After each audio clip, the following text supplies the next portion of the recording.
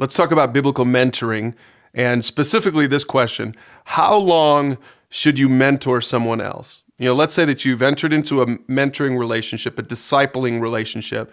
Mentoring, biblical mentoring is just personally walking alongside someone to help them to pursue God. So let's say that you've been doing it for a while, you've been doing it for several months, and a real natural question is, well, how long should this relationship last? How long should I mentor this person? Well, there's a bunch of different ways to answer that question depending on your situation. One simple answer is Jesus mentored his disciples for about 3 years.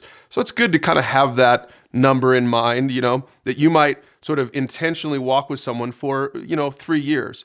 But I don't think you should think that your active mentoring of someone, what I mean by active mentoring is that you're mentoring them on a weekly or every other week basis, that you actively are mentoring them for 30 years. That's probably not the way you should think about it, because hopefully the person that you're mentoring at some point is going to start mentoring somebody else. And so naturally what's going to happen is your relationship with that person's going to change because they need to spend more time pouring into someone else's life. Here's a great way to think about it. Mentoring is a lot like parenting.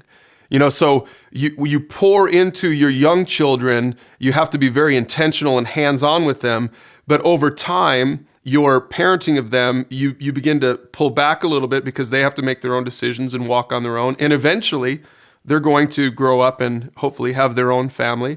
And so now you get to be the grandparent. So mentoring works similar to that. You might be the father or mother of someone, spiritually speaking. You help lead them to Christ. That's great.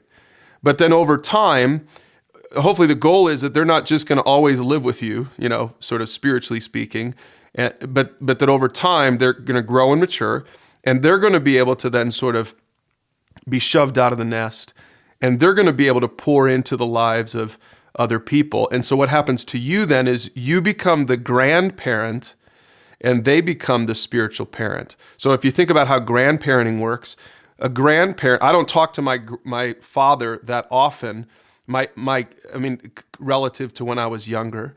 My kids don't talk to him nearly as much as I talked to my dad when I was their age, because they have me to talk to, right? So spiritual mentoring works, biblical mentoring works the same way. You mentor someone else, and as they mature and pour into somebody else, then now your interaction with them changes necessarily, because now you become more of a coach. I'll sometimes call my dad and he'll give me some wisdom, insight on parenting, because he's already done it and he's done a good job with it. And so I respect him. And so spiritual mentoring works the same way.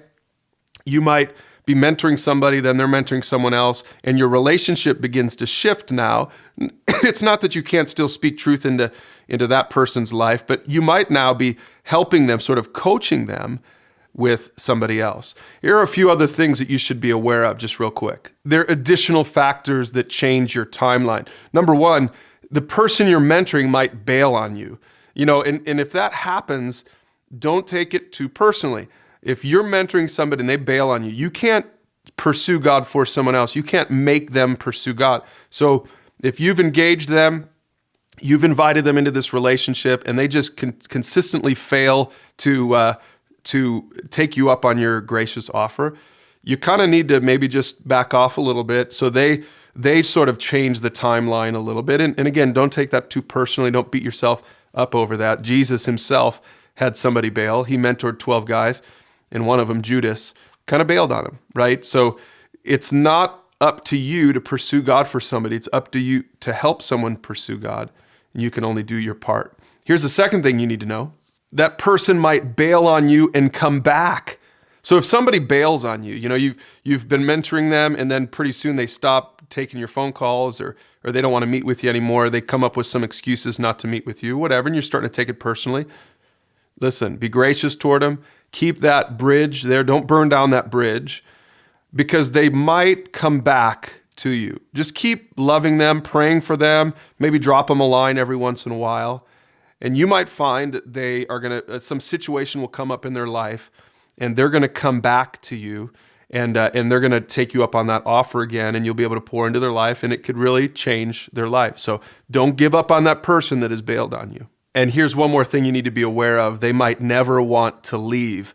And listen, I know this is hard, but if you've been pouring into someone's life and they just love you so much and they're so committed to you, that's not a bad thing, except for if they don't ever want to step out and help someone else. You know, as a mentor, your job is to help someone go full circle. So that's gonna, at some point, you should absolutely expect, and they should absolutely expect, that at some point you're gonna kick them out of the nest and you're gonna challenge them to go start helping someone else. The last thing you wanna do is raise a bunch of consumers. You know, when Jesus left his disciples, they all whined and cried about it, right? But he said, I have to go. And if he would have stuck around, how much do you want to bet that his disciples would have never really fully gotten in the game? Mentors, you have to have an exit plan in mind, even from the very beginning. It might be a year down the road, it might be several months down the road, it might be 3 years down the road, but you should absolutely expect we're not just becoming best friends and best buddies for the rest of our lives, and then we have this holy huddle mentality, you know, where you're not looking outward anymore. Don't let your mentoring be about that. Jesus was never about that. And if you are a follower of Jesus, your mentoring shouldn't be about that. So you should understand the timeline and pray and expect that God is going to take that person that you're mentoring and help them to go out and do the exact same thing you're doing.